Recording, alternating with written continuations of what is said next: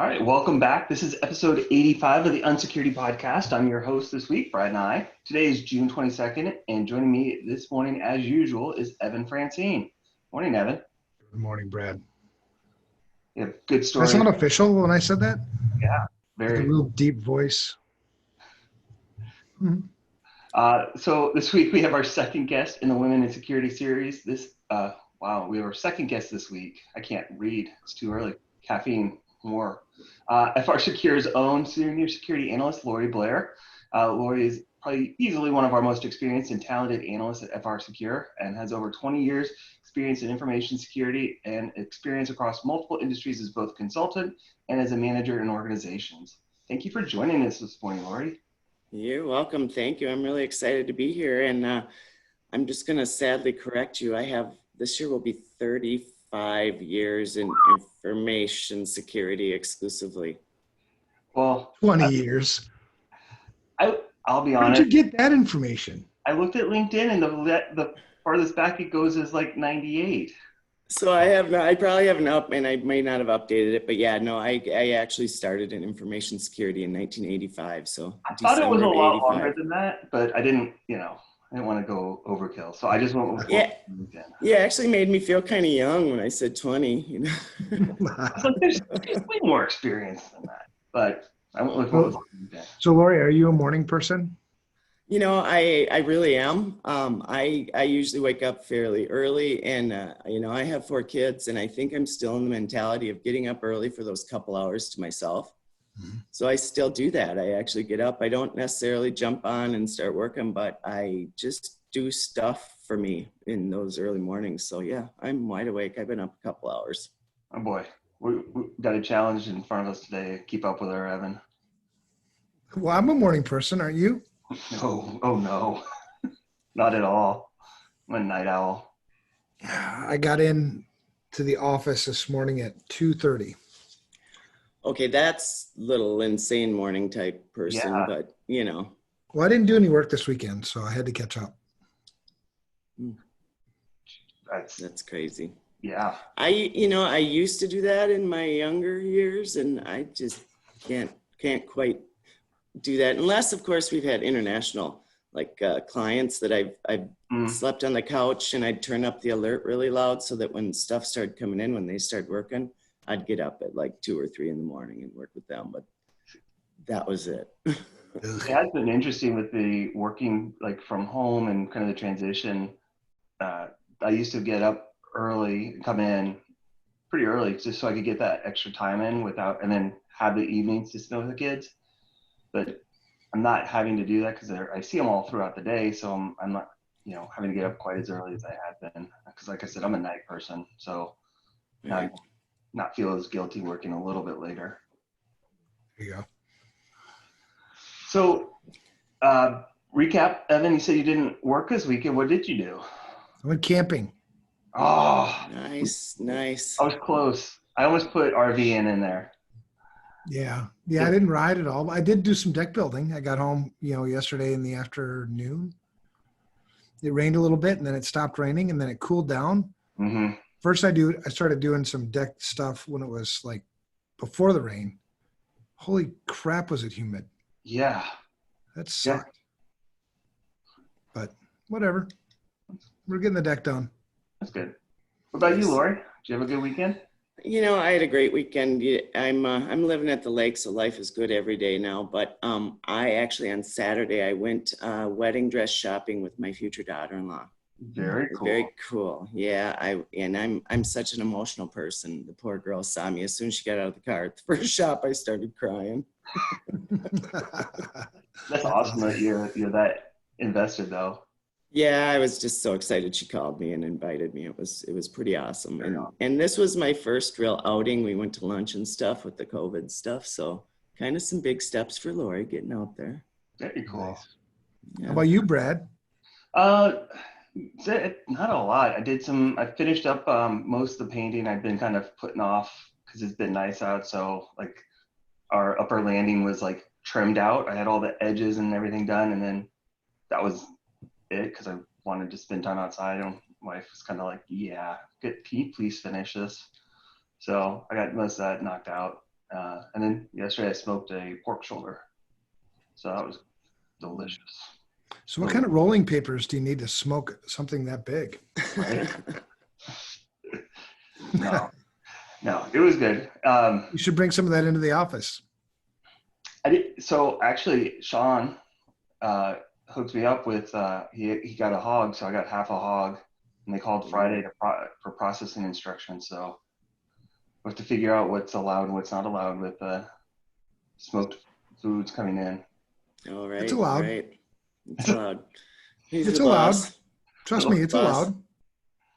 So, but Yeah, we're getting beef from Sean here next month, I think. yeah, he's helping everyone out. He called and I was like, yes. That's cool. So You're not going to be happy about this, but my wife is going to be getting a Traeger. there's nothing wrong with them. It's a pellet pooper. It's like, yeah, Oh, they put what? out good food. At the end of the day, as long as they put out good food, really, that's all that's important. It's called a pellet pooper. I mean, I may look down on you, but as long as the food's good, I'll still eat Is it. that another type of smoker or what? Yeah, it's a pellet smoker. So you set a temperature and it automatically adjusts the fuel to keep that temperature. That's probably more my kind. I'd like to get one too at the lake now. Yeah, they're really nice. So don't get me wrong, they're very nice, but It's kind of Yeah, cheating though. That's what Caleb got for Father's Day, was a smoker. very cool. So he's starting to fit in a little more. Nice. Nice. Acclimate. Yeah. The Borg. Right. How was work last week? Yeah, Lori, why don't you go first? You're a guest. Oh man, I'll tell you, everything was good. We had some frustrations, as Brad knows, on some issues, and we're still kind of working through that. And it's a very important client, so we're working that. And then my internet. I mean, I've been working on my hotspot since we moved, May 15th, and they were supposed to wire us May 15th, and then Frontier comes back and says, "We got to do construction. You're not going to get wired till the 24th." So, right, and we're closing in 2 days. So we've been working on our hotspots, and it's been great. Even last month after I maxed, on your unlimited data, I had no problems. I came back to the office for an assessment because I didn't want to run the phone and, the app at the same time. Thursday afternoon, through the hotspot, I was getting 0.6 download and 0.1 upload. Okay, that's on my maxed out data phone. I tried Randy's not maxed out data phone. I got the same. Wow. So I don't know, what's. Yeah, there was definitely some issues last week, I think, with some of the mobile network. But I tried all weekend and I thought, I'm not going to risk it. I got stuff I got to catch up on, and so it's kind of a bummer. It's really sad, rural America, right? Yeah, Who's your provider? Frontier. We're getting actually DSL, and we had that at the camper last year across the lake, and I mean the last 5 years, and we've had no problem, with that. Both of us can be working on our laptops. We can't stream at the same, watch a movie as we're working, but that's not a problem. But we're also we may get satellite also. We got a really good direct shot, and broadband. They say maybe in 18 months. What about your cellular? Who's that? Xfinity. Okay. But it's been great. I mean, I was shocked at how good it's been working. Video, everything. And then Thursday afternoon, boom. So I don't know if they didn't maybe throttle that first month of COVID. Yeah, I don't know. And then all of a sudden throttled me, but I'm at like 42 gigs, right? And they throttle you at 20, and that was just Thursday that this happened. So, but here's the other thing. I had to change my online password, and I'm wondering if things just couldn't sync at that speed. Oh, and maybe once everything gets synced again, I might be out, because I couldn't open Security Studio at all. I would get authenticated, but I couldn't get the windows open. It would just spin. Yeah, I wonder if it was trying to sync up like your OneDrive or something, and it was just something. But 0.6 download. It's like, Yeah, we were working last week. Lori and I were working on some FFIEC stuff. So that's what. Yeah. Well, that'll be coming for Security Studio. Some mappings there here in the next probably month or so. That'll be That's fun. cool. Yeah. That's very Yeah, cool. that'll be good. So many mappings. Yeah. They are. Well, yes. and what's sad, like Brad and I were talking about trying to be competitive and give these banks a good service, is they really have to comply with the law, and to try to keep, this service in line for these little banks is really important, because they can't afford a lot, yet they have a lot of responsibility and requirements. Yeah, and you look at some of the services that they're getting in the reports, and you kind of go, hey, I'm not sure that they're doing that right, or what. Yeah, so trying to continue the mission and get them what they need, doing the right thing in a way that they can afford. Exactly. It's fun to figure out. What about you, Evan? What did you do last week? I don't remember. Stuff. I know I did stuff. I know you and I worked on CMMC. That was last week, right? Yeah, that was last week. CMMC, bunch of meetings. I had a lot of meetings. I'm looking at my calendar right now. It's like, there were a lot of meetings. It's interesting, the CMMC, there's so much confusion out there that, we're hearing from customers. It's kind of crazy that. What's confusing? They just don't know what they're supposed to do, what they should Right. be doing, how they should be doing it. So when they're supposed to do it, they're panicking because they think they're going to start getting RFPs. Yet here, because as of this month, they could add that requirement to RFPs, and they're just not sure what does that mean for us. They don't have the certification yet. No, they just closed the RFI for the marketing research on how they should do the training and exams to become an assessor, like June 10th. So they're gonna have to figure out who does the market research, do the market research, and figure that out. That's gonna be at least 3 months of work? Right. And they want to certify some 300,000 assessors. Be interesting. All right. Well, if people want to know what to do security. Yeah. NIST 800-171. Yep, that is the current guidance until they get more out there. Yep. All right. Should we get going with this? I want to hear stories from Lorie. Sure. All right. So this is the second week of our series, and as Evan mentioned in his blog post, we've received a lot of positive feedback about part one. So it's going with part two. We have the same kind of questions in there. We're going to I left it in there because we want to keep the same format just to hear all the different people's perspectives. So I guess, first question, how did you get into the industry, Lorie? Well, you guys know my background story is quite unique. I was actually in finance and back in the 80s. And I was at a pretty large defense contractor that was headquartered here in the cities back then. I was in finance and I got laid off. And so I was on a RIF list, and Information Security called me for an interview. I had no clue what they did. I thought I was going to sit outside a computer room and let people in and out of the computer room. Seriously. So I went to the interview, and here's, four managers interviewing me, and they're asking me things like, have you ever been to a designated country? Do you have any, felonies in your background? All this, I'm on this hotspot. I'm just in shock, wow, really? So I got the job, and the job was called Visitor Control Administrator. And what I did was exchange clearance information between companies. And, if we had a big meeting coming in, I had to make sure that everybody's clearance information was there. They were authorized to attend the meeting. Things that we'd love to see in our world now, right? Keeping track of who's in what meetings and knows what.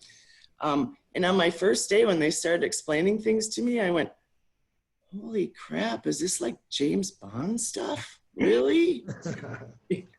So that's what I got started. That was in 85. And throughout a number of years, I went up and worked through You know, in a defense program, you have to track every document. You have to number every document. You have to, you know, I worked on clearing people, doing clearances, doing inspections, doing, you know, all of that. And then ultimately, a person very close to me said, Lorie, you got to get into the computers. This was probably about, must have been 98. He's like, yeah, the computers, you know, computer side of security is where it's at. So I became the computer AIS specialist, we called it, Automated Information System specialist in about 98. And I would actually approve all of our computers to process government classified information. And I had the authority in this region to actually process up to system high systems, which is where you start getting to the C2 and the discretionary access controls, things like that. And I'd have to just make sure that, you know, there were no connectivity, or if it was connected, we had the right ComSec link, as we used to call it.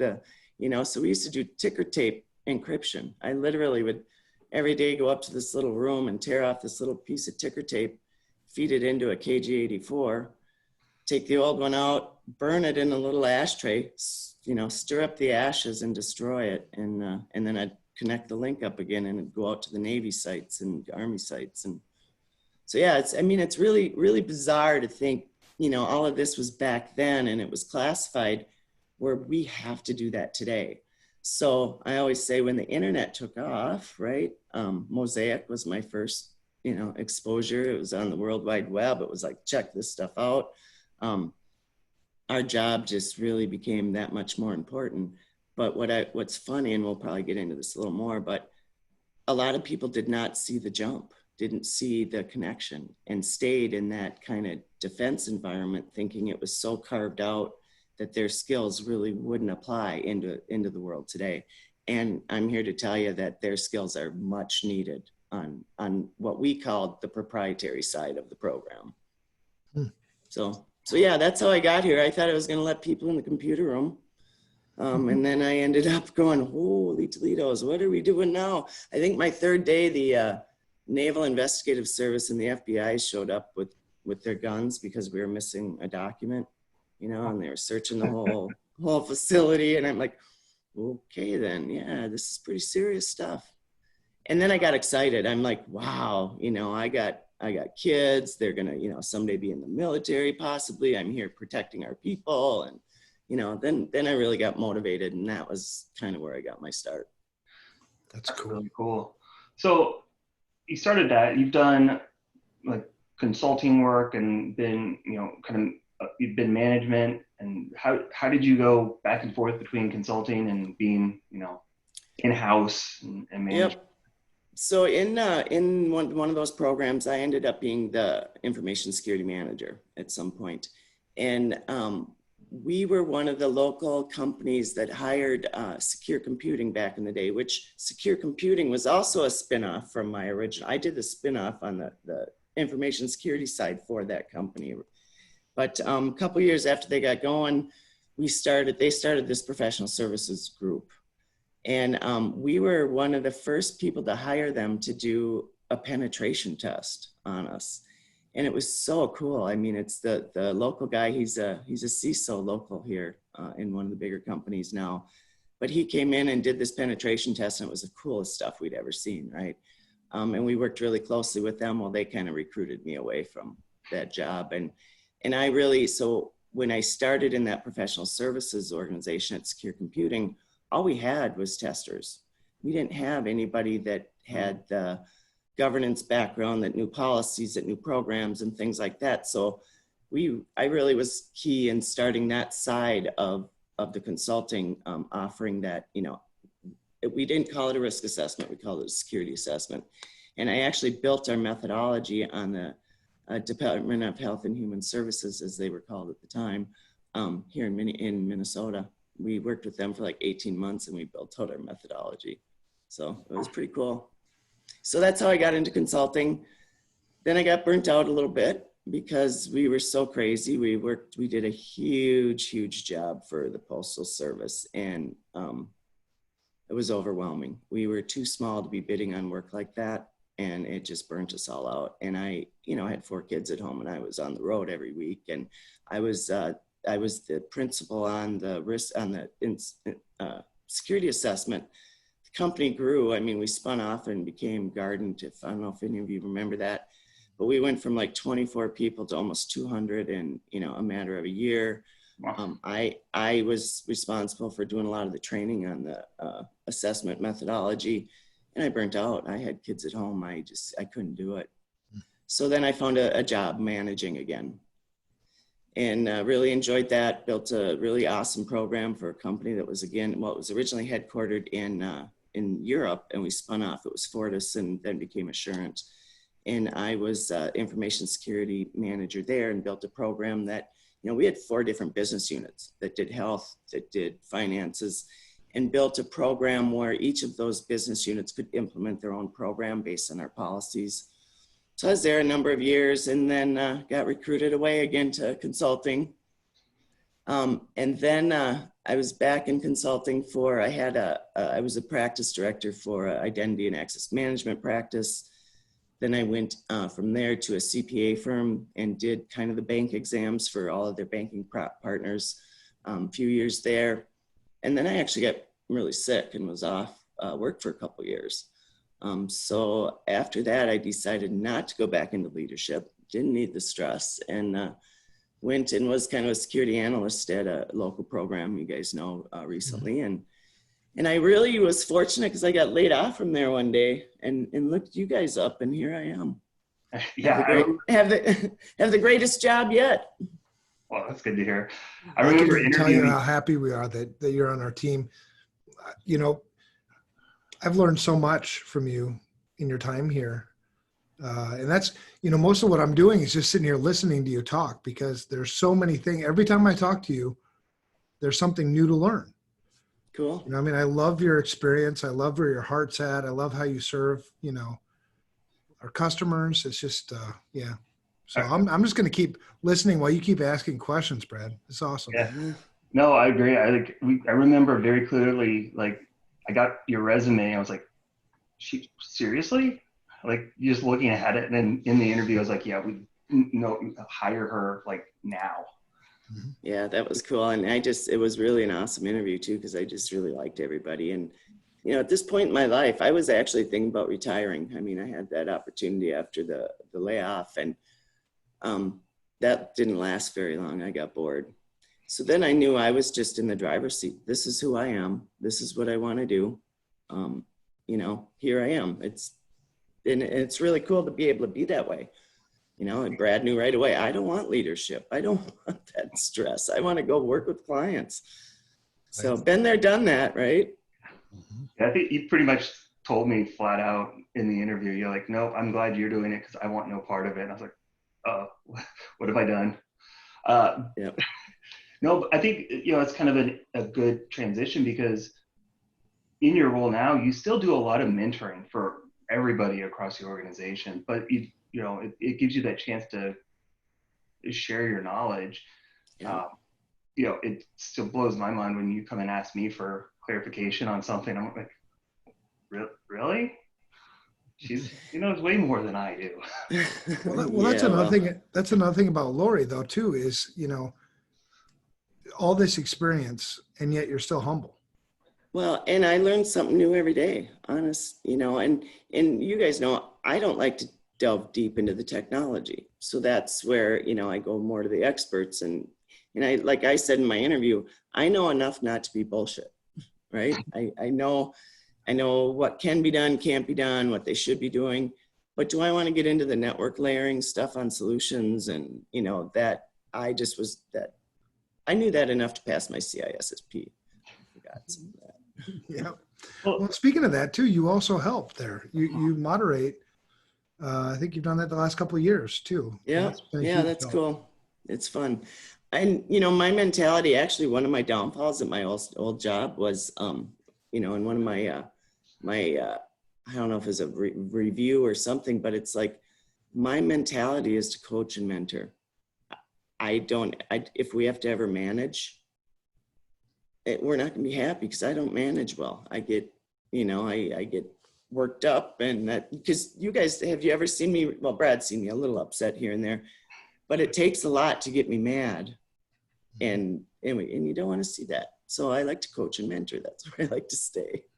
Yeah, And I love to share. I don't want to see you mad. Brad, remember, you're between us. I know. Okay. I think they do a good job. She knows she can come to me anytime with any problem, and I will have her back. I've seen her worked up a couple of times, but we got through it. Yep. Overall, you seem pretty happy still. Oh yeah, and it's a lot of times sanity checks, right? We always need those. Oh, absolutely. So, I guess with the coaching, mentoring aspect, what would be your advice to someone who's considering trying to get started in information security? I guess one of them is don't think it's all technology, right? I mean, one of the things, going back to DoD again. So when I started, 80% of the people on the team were women. Wow. 2 guys were specialists, the rest were women. I think we had, and there was probably 40 people on the staff around the Twin Cities. 1 manager was a male, 2 specialists were a male, and the rest were women. But the thing is technology was only one component of those programs, right? You had to have the policy, you had to have, documentation. And so a lot of that was kind of the administrative side. And often when you saw someone take over that computer side, it was the guys. So I don't, that's just kind of an interesting twist because it was very administrative, and people look at information security and right away assume it's technology. You need to know cybersecurity, you need to know how to, hack into a system. I mean, you can imagine the questions you get when I tell people what I do. Oh, can you help me with this? Can you help? You guys get it all the time. And you don't have to be an expert in everything, right? Find your passion.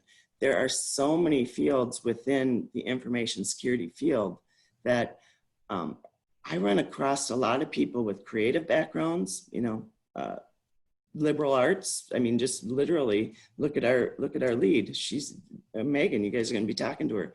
She had an animation background and philosophy. A lot of people with philosophy backgrounds, it's just amazing. And then they end up in security and do fantastic jobs. So, I guess one of the big things is don't think that you have to know all of the technology. There's room to learn it, and it's always changing. Some of the basic stuff is there, but, we're not system administrators out there learning the bits and, bytes and the settings and so forth. We have to know, what the capabilities are, but there's many ways to enter the field without being a technical expert. Well, and in the 80s, now, have you noticed, because, being from the mid 80s to now, in the mid 80s, it didn't seem, I'm not going to say how old I was, but it didn't seem like there were as many women in the tech part of things. Right. Whereas now it seems like there are more and more women in the tech part of things. Have you seen that too? Yep, absolutely. In fact, again, back to those days in the DoD, we had, 100 engineers in the building, just these bright, smart, they're building torpedoes and things like that. 1 female engineer, 1. And probably in, the 5 years that I was with that program, you might have seen a few more women getting into the analyst role, but they didn't come in as an engineer. They were, either had a lesser degree or something, or, a different degree, and were moving up the chain. But even, outside of security in the technology fields, we just didn't see the women having the interest. Now with things like STEM and, even the high schools and lower levels focusing on it, hopefully we'll see a lot more interest coming out of that in the technology field as well. Starting to see it more and more. I mean, there's, you're starting to get to conferences you go to. Evan, we did that panel here last year. Yeah. It was about women in security or something like that for one of the down at the U. That was pretty well attended for, after hours, a lot of women interested in how do I do this. So we have to keep doing those things, keep, evangelizing it. Yeah, after hours and the weather was sucky. Yeah, it was. Yeah. Yeah, middle of the winter. I'm telling you, I didn't like it. Yeah. But yeah, that's, it's it's an intimidating field, right? I mean, you can be an app developer, you can go somewhere and learn the code, or you can, do these things, but there's so much to cybersecurity. People think technology right away. Again, how much does having that program and that training and the policy and the guidance and all that really feed into what we need to do today? Awareness and, all of that is huge. Well, somebody with a creative background is awesome there. You can coach them into, we need people that can communicate and can get to these people and get the messages across. That doesn't necessarily mean somebody with a, engineering degree. Well, that's a good point. In that I think. Have you ever taken training from an engineer before? Well, that's exactly where I was going to go. Is I think what you see a lot of times is these really talented technical people, whether it be in IT or, the tech services side of, pen testing, that type of thing, is that's probably the area they struggle with the most is the communication, right? They might be incredibly smart at what they do, but they just struggle with getting that across. So to have somebody who can come in and bridge that gap and be able to speak to both sides is just invaluable. So my first week at FRSecure, do you remember that, Brad? You guys were out of town. You went to some training, you and our other colleague that was there. Oh yeah. I was there alone. And actually I think he was the lead of the testers at the time, came to me with the report and said, I hear you have some background. You mind taking a look at this and, reading it? I redlined it so bad. I think he got really upset with me. I mean, not sure where it went because I didn't know enough yet to see if that, moved on, but it was just kind of funny. And you weren't there. I was just kind of like, well, that's my background. Sorry. Yeah. Good for you. Good for you. Yeah. Well, and it's interesting because today at FRSecure, we still don't have a female on the tech services team. I was thinking that this morning, right? They have a female intern lined up for the fall. They were going to do it this spring, but we had, some pandemic thing came up. But how about applications? Are we getting any female applications? I don't think there's been a whole lot. Right. But yeah, I know Oscar had identified this person over the winter last fall and was like, yes, we are like, tell her we will do the internship in the spring. Like she's guaranteed this internship. And then, we didn't do it, but right. I think they're hoping for this fall to be able to bring her in. Yeah. But it's interesting just to, in our little microcosm, because we are very open. I think we're very inviting. I mean, I don't think, diverse is kind of a big thing for us. We want to be diverse. Yeah. And yet, going back to the 80s where Lorie was, you kind of see the same thing here, right? And not intentional by any means, right? It's just a function of kind of the world we live in, I guess. Yeah, if you look at the two different sides, I mean, it really does follow that split. And it's not like you said intentional in any way. It's just, if people don't apply, you can't hire them. Right. Well, I wonder at what time, because one of the things we needed to do with Renee, and we talked about it last week, was we had to be intentional about getting a woman. And it wasn't because it was a woman, it was because we needed a different perspective. Women think different. I mean, it's just different backgrounds. So I wonder when we get to that point. I mean, I assume we will, right? Yeah. Well, yeah. I know that there's a lot of good women hackers out there. For sure. I've seen some of them. I follow some of them on Twitter, and I look forward to that day. They're getting there. There is one organization, I had shared this with Renee and whether she's interested, but there's the Executive Women's Forum for Information Security and Privacy. Joyce Brocaglia, I can't always say her name very well. I was part of the initial group back. I think they're on 15 years now. That's an awesome group actually to get involved in. It's all women executives, management, and just the networking that goes on around there. I haven't been involved in a number of years, but even for a company, it might be something that they have a huge conference every fall. You've got, it's just a really cool group. And I was so excited to be part of that back when I was.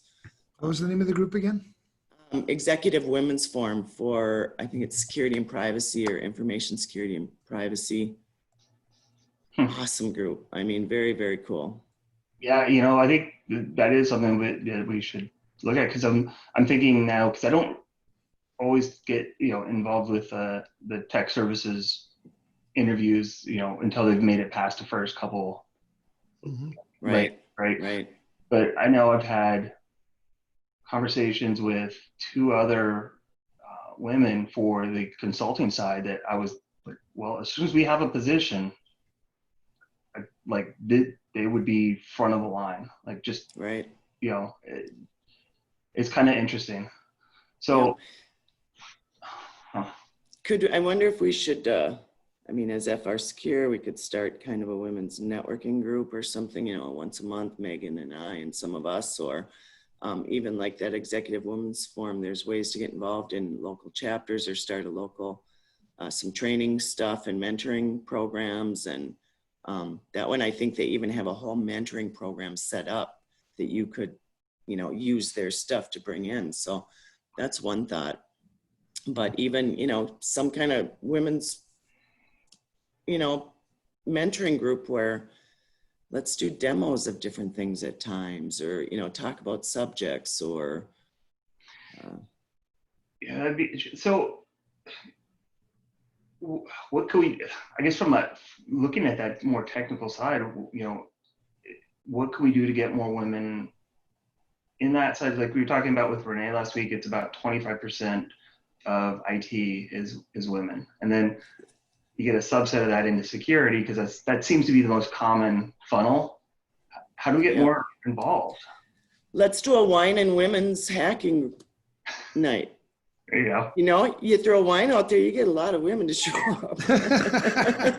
Let's do it, Brad. And who's going to lead it? We should get Renee to lead it. Wouldn't that be kind of fun? Just to, kind of like the wine and painting that women do or whatever. Yeah, there you go. Yeah, have a night of testing or something. Well, it seems like women are better at attracting more women than men are. Yeah, so I agree. So I think it's going to need to be, if we want to do something, it seems like if we want to do something real and do something like that, it would need to be led by Renee and you and Victoria, or whoever wants to be involved, and just feel empowered to do it. Right. And I think that's part of it, right? Being empowered. You get these women more together. Again, you get, you're a little intimidated. There's so much to our field. And not being an expert at everything, you start to feel like you're lacking, right? We know they're not.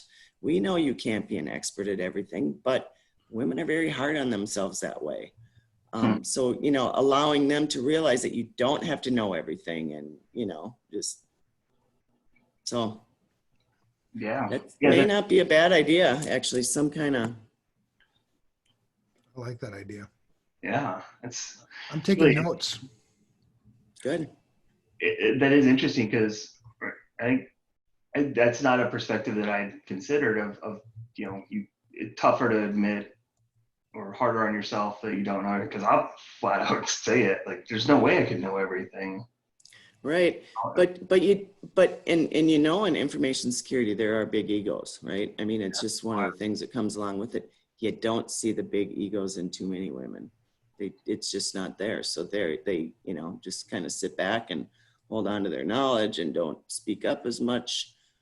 Even, I've got a lot of background. I can be quite quiet sometimes, even when I'm feeling intimidated, when I'm around a lot of really, really smart people that, technology in and out, and I, am not at the technology level, but I usually have something to offer. So, but yeah, I even get intimidated at times. That's a good point, is maybe, as man, we have to be more aware of that, right? That he is willing to speak out. Yeah. And we have like imposter syndrome too, right? I mean, part of I mean, some of that intimidation comes from that, but some of any intimidation that comes from being intimidated is something that we can't tolerate. Right. That's what's so cool about our team. People are just everybody across the board are so willing to share and, bring your voice to the table. And which I say dumb things often, we can laugh at it, right? This guy. They can help me, even if I don't understand things. I struggle with, some of the details. We have clients asking us questions all the time. Again, we don't know it all. We have an awesome team behind us to help us understand that stuff and, bounce questions off and so forth. So it's okay not to know everything. Well, I think that's good to hear, because we really do try to work hard on that inclusion and everybody feeling safe to be able to say, hey, I've got somebody asking me this and I don't understand it. I mean, I've posted those questions in team. Everybody, nobody, I hope nobody on the team hesitates to or feels like they can't post those, or they'll be, looked down on for asking a question. Yeah, I don't think so. I really do think everybody's, because we want to share the wealth, right? We want to share the knowledge, and it's important. We all are on the same team, and everybody has expertise in, different areas. And it's awesome to be able to just reach out to someone and go, I'm struggling with this. What do you think? Right. Yeah.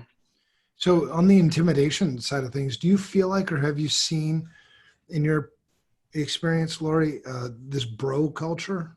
I'd mentioned it to Renee last week, and we talked a little bit about that. Have you seen that, and was that due to a little bit, not so much here, but historically, when I've worked with the tech team versus the governance team or something, and I apologize, we used to call the tech team the prima donnas, right? Because they just had to have everything perfect. There's that, I do this and I do this well, and everybody else has to work around me.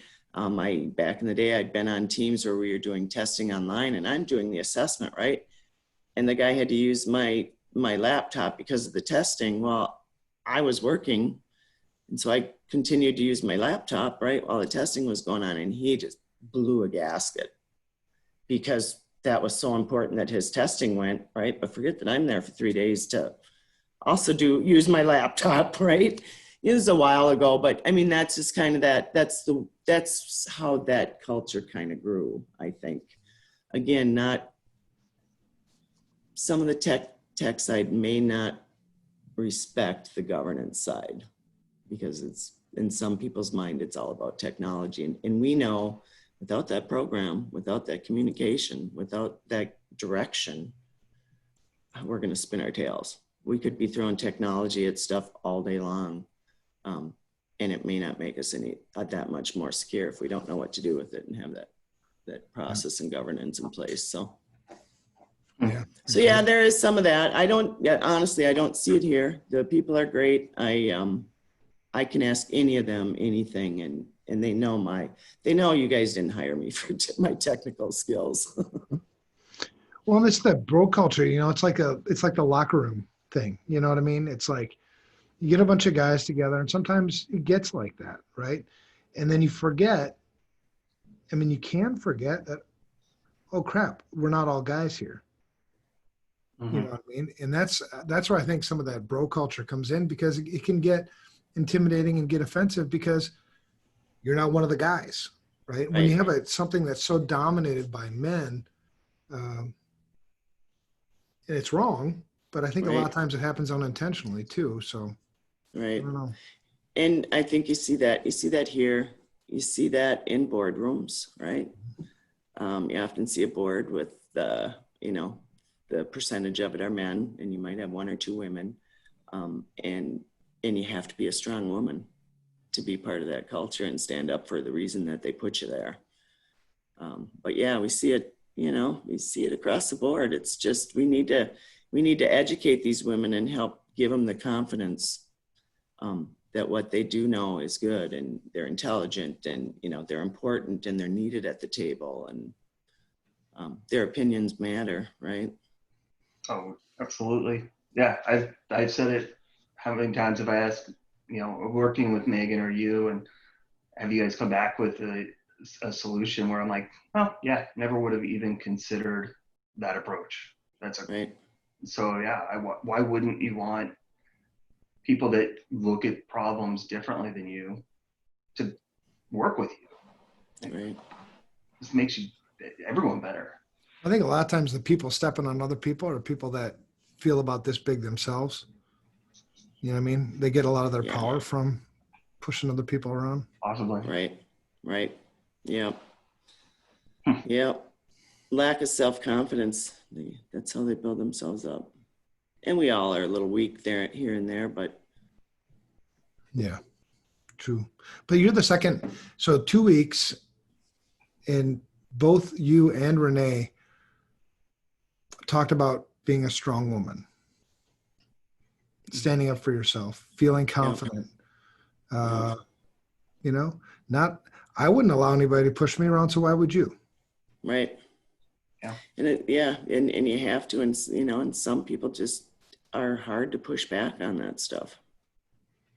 Well, and the sad part is I'm an emotional person. When I get upset and I have to push back, sometimes the tears come. And what does that do?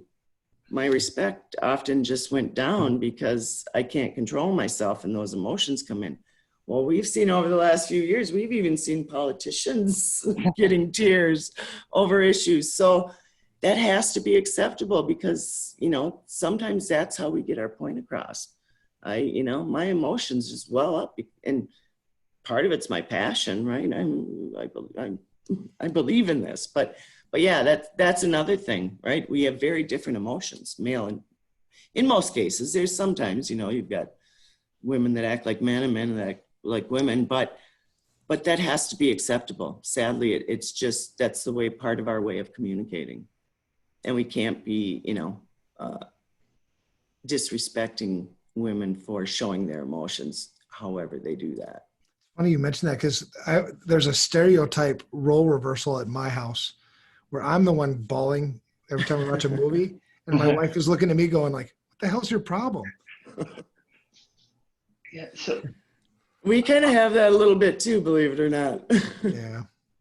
So I guess real quick before we wrap that up, you know, I have 2 younger daughters. What can I do to empower them or make, you know, let them know, and how do they become a strong woman, and like what advice? You know, the biggest thing is letting them follow their desires, right? Don't, you know, a lot of us were told, nah, you couldn't do that, or you couldn't do that. You're supposed to do this. And it's really, what are their dreams? Encouraging their dreams, exposing them to everything, right?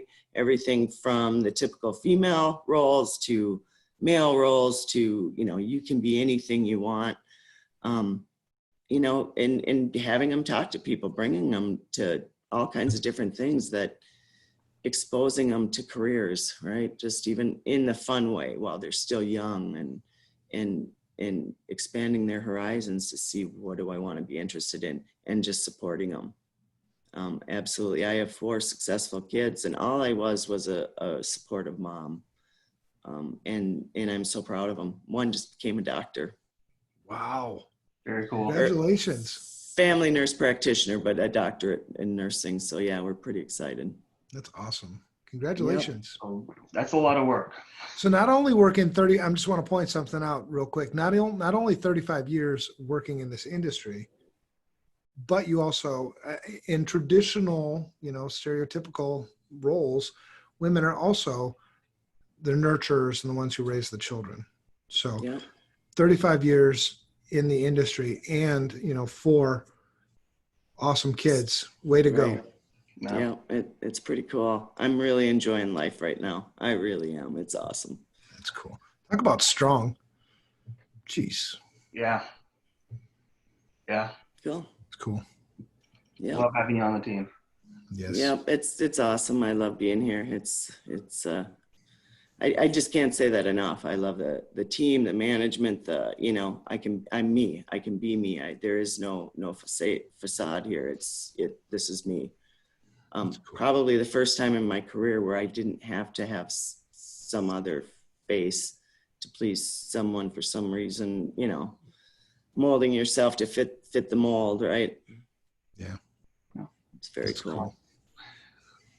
I think people are the most beautiful when they're themselves. So yeah, it's awesome. Yeah. That's cool. Cool. Not in energy hiding. They're going to be happier. Mm-hmm. Yeah. All right. Well, thank you very much, Lorie. Appreciate it. Thank you. I'm honored to be here for sure. I love to share my story. You guys know that. We're going to have you on again. We got more to the story. Sure. Anytime. All right. All right. Have a great day, you guys. All right. You don't have to leave if you don't want. We're going to go through the news. Oh, go for it. All right. Sorry. Go for it. But you can leave if you want to. It's totally up to you.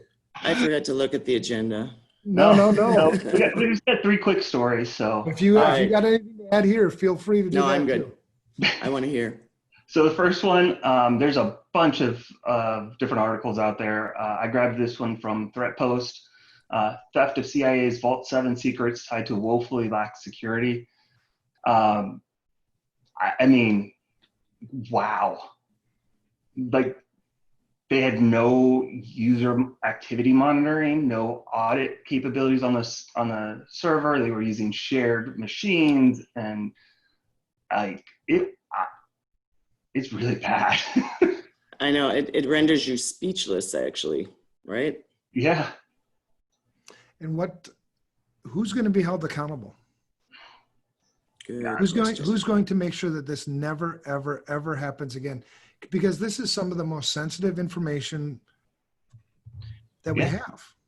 Yeah. And part of it said was like that they were so focused on building payloads and doing this that they're like, well, we can't have anything slow us down.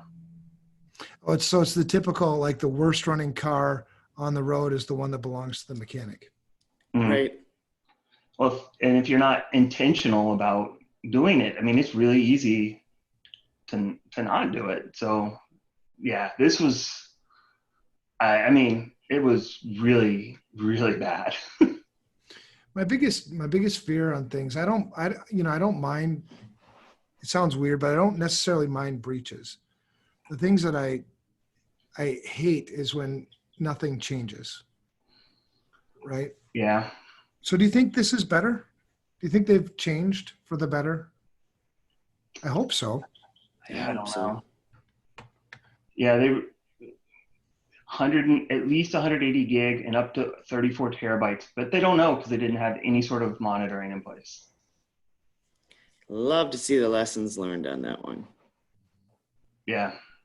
So Senator Ron Wyden, he made public these Department of Justice court filings. I haven't clicked on the links to follow, but this would be a good story to keep following. Yeah, Washington Post actually had a really good write-up of it. It was a little bit more in depth, but if you don't have the subscription, they don't always let you read it. So I didn't want to include that one if people weren't able to read it. But the Washington Post write-up is really good. All right, second one was from Krebs on Security. Turn on MFA before crooks do it for you. Yes, this was interesting to read. It was about these bastards always do this shit. Excuse my language. Yeah. They finally couldn't access Xbox because he didn't have multi-factor. They got in and turned it on. We've actually seen this in organizations with, Office 365, where they were locked out of accounts because they didn't set up MFA. Somebody got in and then set up MFA on an admin account. You can't, it's tough to root that out. So, that's almost a ransomware combo attack, you know what I mean? Because now I can't get into my own account because you MFA'd me out of it. Yeah. Yeah. Wow. There, yeah. There was a good site in there on that Krebs one, the twofactorauth.org, that kind of goes through a bunch of different sites that support MFA and what they do, what they allow, and what they don't. So that's another good resource for people. But yeah, turn on your MFA, get it enabled, everywhere. That's our recommendation. Anywhere you can get MFA, do it. And back to the intimidation thing, that Lorie was talking about. If you don't know what MFA is, or you need help getting MFA, talk to somebody who's not going to make you feel like this big. Right. Because there are lots of us out there that would love to help you, spend 5-10 minutes helping you set it up. But yeah, on that link is, all the places that they know of, two-factor. Yeah. Yeah. 900 websites are listed on there. But there's no reason you should be using anything with a login unless it's just a throwaway account, right? Without multi-factor. Right. And what's crazy, if you look on that twofactorauth.org and click on the banking, the number of banks that don't offer it is scary, or the number that only do SMS is pretty scary. And people complain when they do add that extra layer. It's like, you need to have that on your accounts. Get used to it. Condition yourself to be using these security things. Can you believe that? BB&T. I just saw that. BMO Harris, Citizens Bank, Citibank Australia. SunTrust Bank, that's a big one in the. Yeah, so. Discover Banking, not the Discover. Bank? The Discover credit card uses MFA, but not Discover Banking. Yeah. That's a lot. Our banking clients say, our clients just push back. They don't want it. It's like, people wake up. Embed, that's a huge one for military. Optum, yeah. Wow. Just KeyBank, that's another big one. Regions Bank. Yeah, crazy. Yeah, I would change banks if my bank didn't, offer multi-factor authentication. Luckily, mine does. So, whew. And not just Yes. SMS, they have a software token on an app. So, crazy. So check it, put it where you can. Last one for today was out of FRSecurity magazine. FEMA employee indicted for hacking medical center.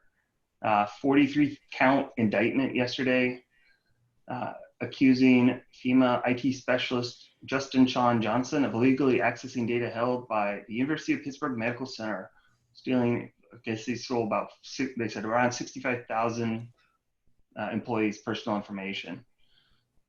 So, selling it on the dark web. They don't know, for an undisclosed sum. But yeah, they said, let's see, in here, they exfiltrated the data, used the exfiltrated data to file hundreds of phony tax returns, claimed approximately $1.7 million in false refunds. These were then laundered, being converted to Amazon gift cards that were used to purchase goods worth about $885,000. And that's only that. I mean, this is health information. That's just one. Yeah. This is health, you can get health insurance with this information. You could lead potentially to somebody's death, right? Mm-hmm. Well, and so at what point do they start making, I'm just in an accountability mode today, but when are they going to make an example? Right. Yeah. Make an example of this guy. Right. He's cyber criminal or wire fraud, conspiracy, and aggravated identity theft. If convicted on all charges, he could spend 20 years locked up in federal prison. Yeah, so put him in for 30. I was going to say, he's just messed with people's lives, right? Doesn't he deserve 65,000 of them? Mm-hmm. That's crazy. One of the things we talked about last Thursday on the Security Shit Show was things like this, right? The difference between cyber risk and physical risk. And really the risk is risk. right? It still affects you and hurts you. It hurts you, right? And it can hurt you as bad or just as bad as, either one. So it's like, when do we start treating these things like they're physical crimes? Right. Yeah. You just stole something from 65,000 people. If any single one of those people suffers physical harm and they can tie it back to this, should you not be responsible for that assault or that whatever happens? That would be an interesting thing is, we see it with insurance and filing false claims or using other people's insurance information to get coverage, and then they get a bill, or they go to try and get something done and can't because there's insurance issues. Do those or it was already performed once. right. Yeah, so all that fraud stuff, this guy should have to pay restitution on every single one of those. Oh yeah. If somebody gets mistreated because something else is on my medical record that isn't mine, I get mistreated, and let's say that they cut off a wrong arm or I die. You get denied treatment. Should this person be charged with like involuntary manslaughter? Yeah, I mean, that would definitely give you some kind of pause if you know, right. Hey, I stole these people's identities and anything that happens to them as a direct result. Well, and we could potentially do that kind of stuff if we used like watermarking and things well. It's a whole nother story, but it's just this stuff like this really ticks me off because you have 65,000 people and most of them have no idea. They'll get the letters. They might get the letter in the mail and be like, hey, whatever, another breach. Yeah. Right. We're getting desensitized to those letters. Mm-hmm. Yeah. And he's a female employee. It's like another level of like, trust you put in people. Yeah, jerk. Yep. Yep. That's a good way to put it. Yep, for sure. All right. Well, that is it for episode 85. Thank you, Lorie, for a great second installment of the Women in Security series. Thank you. Evan is working on lining up guests for next week, and we'll have another show. I know. Shout outs this week. Lorie, any shout outs that you want to, or should I think about it and go to Evan? Yeah, go to Evan. Oh, okay. Let me give a shout out to Amy Mclaughlin. She works out in, I always say it wrong. Oregon, whatever. That place to the west of us. But she does a lot of stuff. She had a really good article that came out last week on K-12 cybersecurity, and I know her heart's in the right place. She's also in the daily insanity check-ins, so I see her, pretty often. Yeah, so shout out to her. She's doing a great job, and happy that she's a friend. Cool. Got one more? You want me to go? No, actually, yeah. I'll throw a shout out to Judy Hatchett and Pamela Eck. Judy contacted us in the last couple of weeks. She's in a new position, and she had an intern come in, and she recalled doing some work with me, and actually reached out and asked me if I would have a call with her intern. So we did that last week from a coaching and mentoring standpoint. So awesome. Pretty cool that she thought of me and thought of us and asked to set that up. So I thought that was pretty cool. That is cool. I actually asked Judy to be on this series too. So we'll see if she takes us up on it. Awesome. Great plan. Yeah. That's awesome. I'll give a shout out to Jess in our marketing.